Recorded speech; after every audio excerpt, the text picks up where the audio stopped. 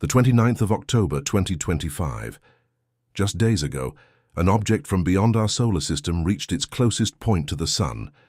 NASA's telescopes went dark. Hubble couldn't see it. JWST couldn't reach it. Solar conjunction created a 3-week blackout at the worst possible moment. But backyard astronomers kept watching. And what they captured has scientists arguing over one terrifying question. Is this thing natural? Because 3i Atlas is exhibiting 8 behaviors never seen before in any comet, asteroid or space rock in human history. Nickel emission without iron, a chemical impossibility in nature. Water shooting out at distances where water should be frozen solid. A color change with no explanation in physics. And trajectory deviations that would require losing half its mass except there's no debris. For 3 weeks, only amateur telescopes watched this object during its most active period. The photos they captured, the data they recorded, it exists nowhere else. Professional astronomers are furious. Some call the amateur observations unreliable. Others are asking darker questions. What if we're not looking at a comet at all? The visitor that broke the rules. Let me show you why 3i Atlas has become the most controversial object in astronomy. This isn't just another comet passing through our solar system. It was discovered the 1st of July 2025 by the Atlas survey in Chile. The 3i designation means it's the third confirmed interstellar object ever detected after Oumuamua in 2017 and Borisov in 2019. But from the first observations, something was wrong. The object was moving at 58 km/s, faster than anything from our solar system. Its trajectory showed an eccentricity of 6.137, the highest ever recorded. It came from the galactic thick disk, estimated age 7.6 to 11 billion years old, older than Earth, possibly older than our entire solar system. But age and speed weren't the strange parts. On August 6th, the James Webb Space Telescope analyzed its composition. Dr. Martin Cordner's team found a carbon dioxide to water ratio of 8.1. Every comet in our solar system shows ratios between 0.5 and 2. Borisov. The previous interstellar comet measured 0.7. 8.1 is 4.5 to 6.1 sigma above any known comet. In statistics, that means the odds of this occurring naturally are vanishingly small. Then the Very Large Telescope in Chile detected something even stranger. 22 nickel emission lines in the spectrum. 0 iron. Here's why that's impossible. Nickel and iron form together in dying stars. They're created by the same nuclear processes. Every meteorite ever analyzed contains both. Every asteroid, every comet from our solar system. In nature, you don't get nickel without iron ever. Except here. Scientists proposed nickel tetracarbonyl sublimation, an organometallic compound that could theoretically separate nickel from iron. But nickel tetracarbonyl is a synthetic industrial chemical. It's made in factories. It's never been observed occurring naturally in space. The ALMA radio telescope array measured its position 4 arcseconds off the predicted trajectory. That's non-gravitational acceleration. Something is pushing it. To move that far off course, the object would need to eject 1/6 to 1/2 of its total mass. But there's no debris cloud, no fragmentation, no comet splitting, just smooth, impossible acceleration. Multiple solar coronagraphs captured its brightness increase near perihelion. It brightened at R75 power. Normal comets brighten at R4 power.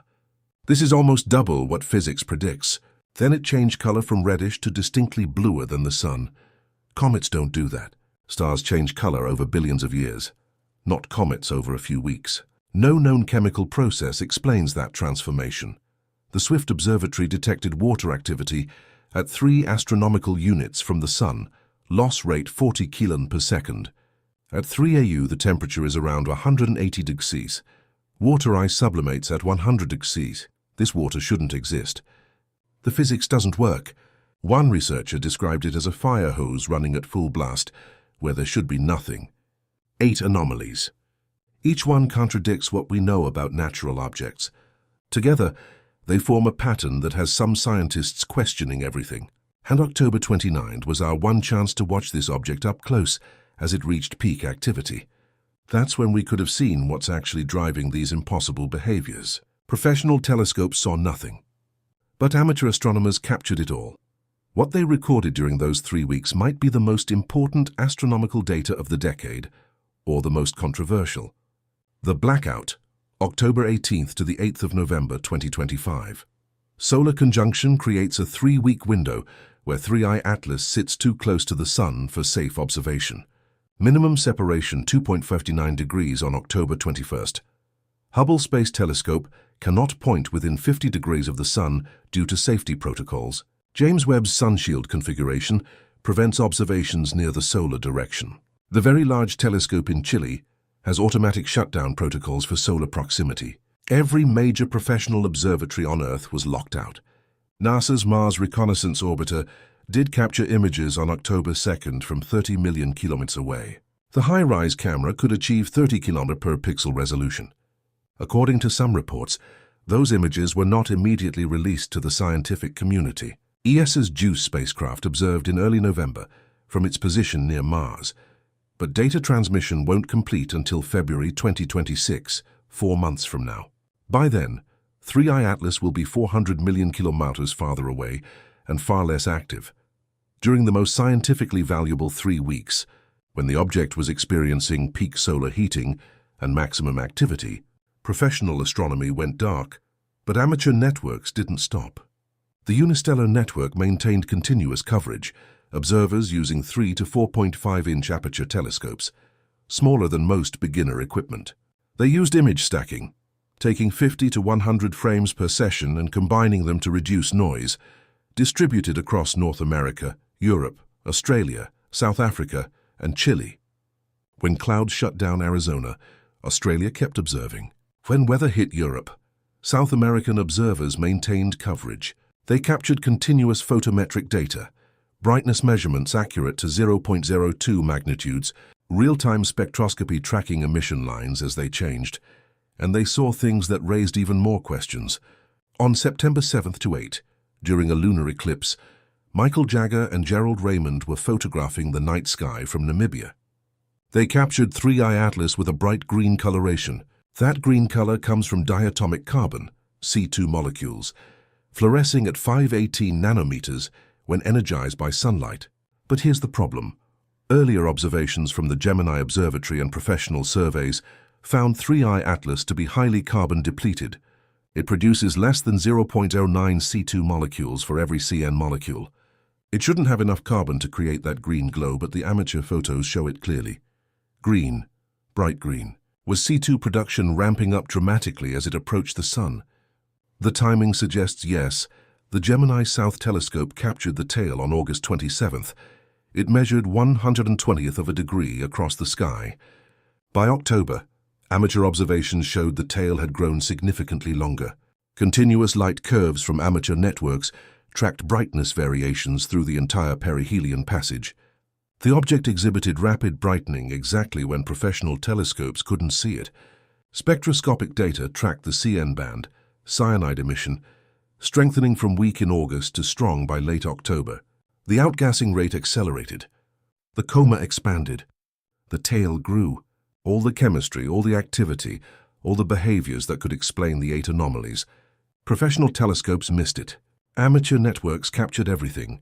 This data exists nowhere else. No backup, no professional archive, just amateur observations or nothing. And that's what has professional astronomers so angry.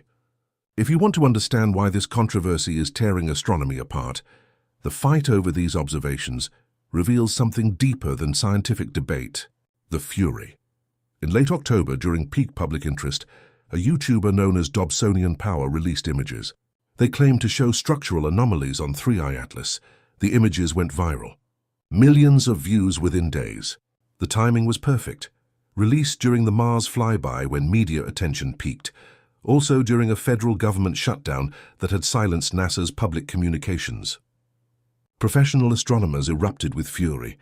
One expert posted on astronomy forums, "If you don't have a 250mm telescope, you won't see jack shit." All caps. The rage was raw and visible. Within hours, debunking articles flooded science websites. The arguments focused on physics. Diffraction limits mean small amateur telescopes cannot resolve surface details at 30 million kilometer. Critics pointed out the images were captured using solar observation equipment, heavily digitally enhanced. The website i3atlas.com published a harsh takedown. The viral telescope image shows us the limitations of amateur equipment and the dangers of overinterpretation, not hidden structures in 3i Atlas. And look, some of that criticism is valid. The Dobsonian power images were overprocessed. Digital enhancement created artifacts. Amateur telescopes do have resolution limits. But here's what's getting lost in the fury. Not all amateur observations are blurry photos from YouTubers. The Unistellar network uses calibrated photometry, standard scientific protocols. Our VSO observers have contributed over 35 million measurements to professional databases since 1911. Light curves don't require resolving surface details. You're measuring brightness over time. Spectroscopy measures wavelengths, not surface features.